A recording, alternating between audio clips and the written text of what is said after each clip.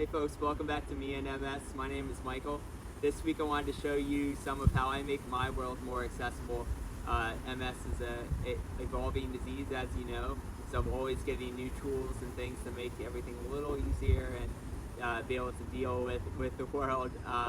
So I wanted to start out here with this beautiful ramp that we built when we bought the house. There is a way to make having a ramp outside your house a little more attractive than the typical plastic and metal type ramps.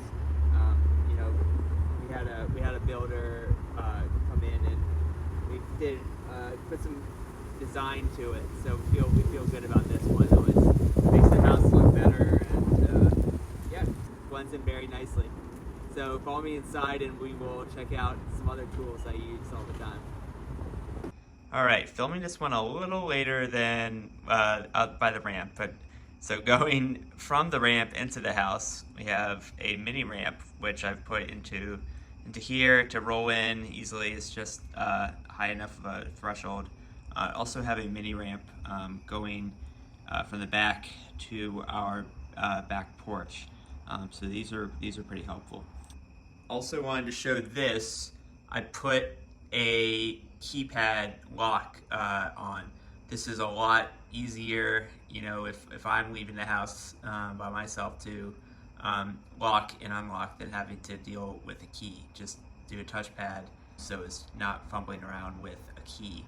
Also, when I leave, I created this little DIY accessory to close the door behind me. Just kind of put this around my neck, roll out there, pull the door closed, and turn around and lock it. So definitely some good accessories for being independent and getting in and out of the house. In the bathroom, I have a shower chair to sit on, plus a couple little hand things to help stand up and just for added leverage ability. Overall, my bathroom is pretty inaccessible.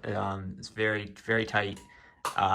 We are hoping to build a, I'll show you, here's one wall, and I'm kind of backed up to through the center here. So we're aiming to do an addition and build an accessible bathroom to the back of the house. If anyone has any tips on any of that, please let me know. Okay, so this is my absolute favorite piece of accessible equipment that I have in my house, the Google Nest thermostat. As I think I've said in the past in my heat video, I am very attuned to temperature and like the ability to change what I can and live in comfort as the humidity affects my hands and just ability to move and all that. So I'm with the Nest. It's literally at my fingertips. It's literally at my beck and call to set the temperature how I need it to. In this old house, just the insulation is different and it is pretty temperature dependent. So to be able, I seriously change the temperature multiple times a day. It seems to be just right. But yeah, literally either from my phone, from the app to change the temperature, and I can look at all the data of how much energy I've been using, or I can even just tell Google to change it. Hey Google, set the temperature to 72. You might be able to hear that in the background. Let me see if it comes on. Yep, there we go. Now it's going to 72. So this is an absolute game changer, and I highly recommend it. Also, on the topic of climate control, being in Charleston, fans in every room is pretty essential.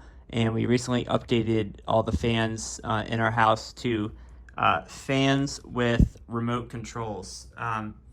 With the remote, it's a lot easier. Hi, Grace. There she is now.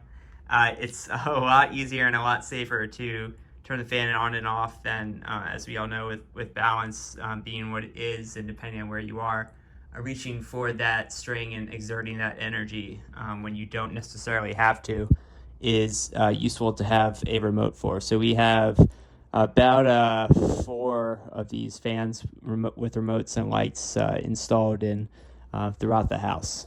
So for medication management, I have these fun things.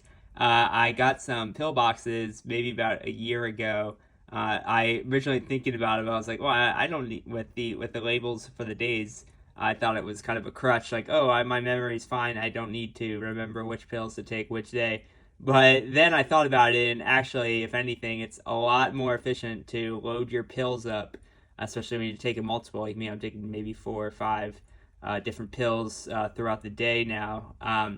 It's a lot easier and more efficient just to load them up on Sunday and then pop it open and take the day's pills as you're ready to. And I've got this little pill cutter on the side too. That if you need to take half a pill or something, just buy one of these and don't have to deal with a knife or anything like that.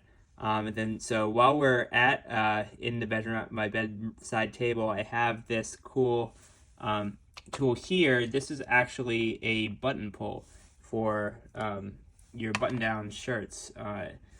It's a little hard, my fine motor skills, to put buttons through shirts now. So you just put this through the hole around the button and pull it through. It's a very useful tool. Hi, Grace. Okay, in the kitchen, I don't have too many fun, accessible gadgets, so definitely looking for some recommendations if there's anything that especially helps you with, knife skills, cutting skills, just holding things, opening stuff, and, just general making cooking more accessible. But these two things are relatively simple, but definitely help a lot too. This blue thing here is called Dysum. I got this from a physical therapist, actually. She gave me a big sheet of it. And this stuff is great to open jars or soda bottles or whatever that might be kind of tight. Just put it on top. It really digs into, really gives you a good contact with what you're trying to open. And if you have the wrist strength, just twist and go. It's very helpful. This is a gift from our good friend Natalie, so thank you, Natalie. This is a vegetable or whatever chopper. We've even used it for tofu. If you're trying to dice vegetables or any food into small pieces, rather than and you don't think you have the knife skills to do so, rather than doing that, it has a grid. Push it down, and it all falls in there. So definitely a lot safer and a lot easier to do if you don't have the dexterity for world-class kitchen knife skills. So very helpful.